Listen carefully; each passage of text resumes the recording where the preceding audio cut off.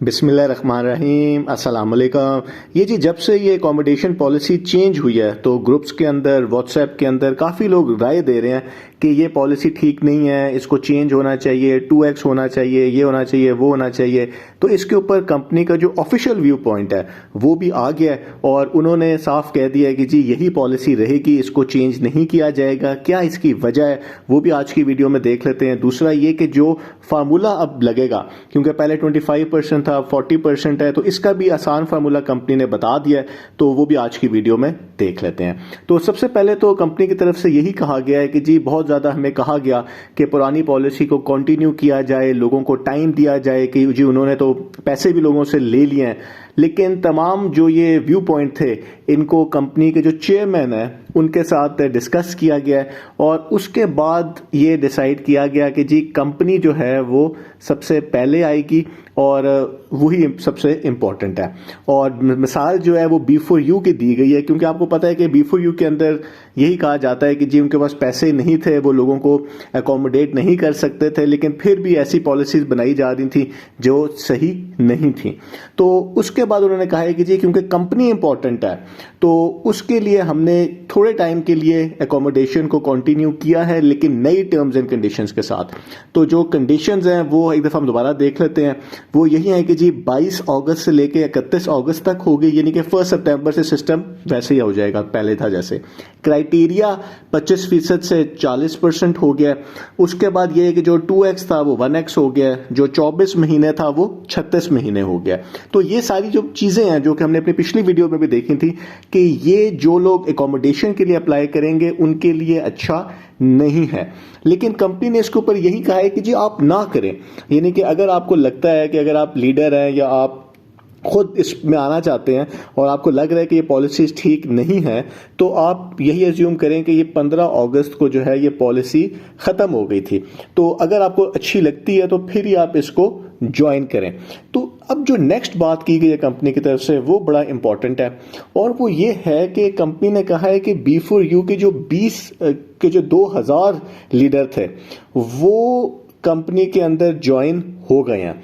तो इसका मतलब है कि सारे B4U एक तरह से कैशवर्थ के अंदर आ चुकी हुई है और ये लीडर दूसरी कंपनियां भी करते हैं, क्योंकि ये एक ही लीडर्स हैं, कंपनीज आती रहती हैं, ये लोग उस कंपनी में आके प्रॉफिट्स अपने लेते रहते हैं।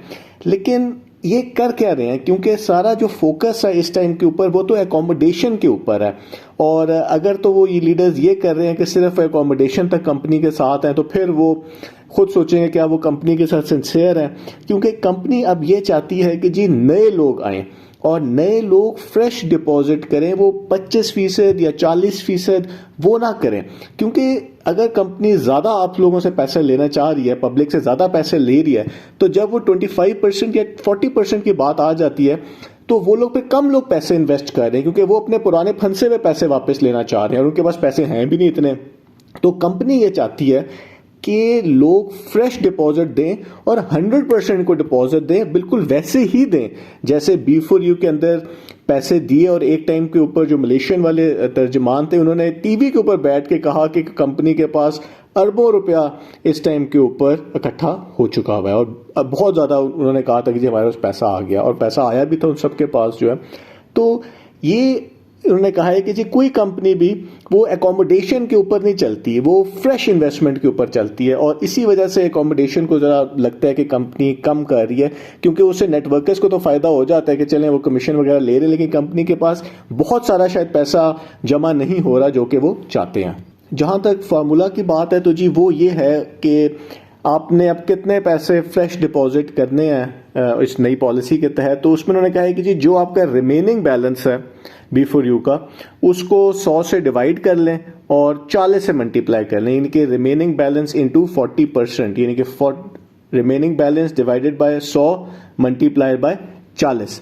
और साथ उन्होंने कहा है कि जी जो डाटा है वो ऑलरेडी आपको बड़े ये प्रोवाइडेड भी कर दिया गया। तो ये था नई जो एकोमोडेशन पॉलिसी है उसकी स्टोरी के जो लीडर्स हैं।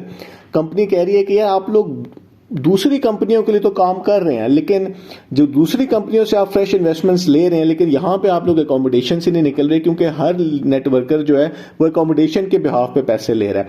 मसला सिर्फ ये है कि क्योंकि इस कंपनी के जो लेबल लग गया हुआ है वो B4U का लेबल इसके ऊपर लगा हुआ है और B4U में पैसे फंसे हुए हैं इस टाइम के ऊपर। तो नया इन्वेस्टमेंट बिल्कुल फ्रेश डिपॉजिट लोग शायद नहीं करना चाह रहे, लेकिन वो अकोमोडेशन के लिए इन्वेस्टमेंट करने को तैयार हैं, लेकिन उसमें वो परसेंटेज कम लगा रहे हैं पैसों की। लेकिन वही लोग जब दूसरे फ्रेश कंपनी में जाते हैं तो वो ज़्यादा पैसे देते हैं, कंपनी को ये बात पता है। तो इसी वजह से मेन लगता है कि अकोमोडेशन को ख़त्म किया जा रहा है। तो ये थी जी अपडेट। बहुत बहुत शुक्रिया।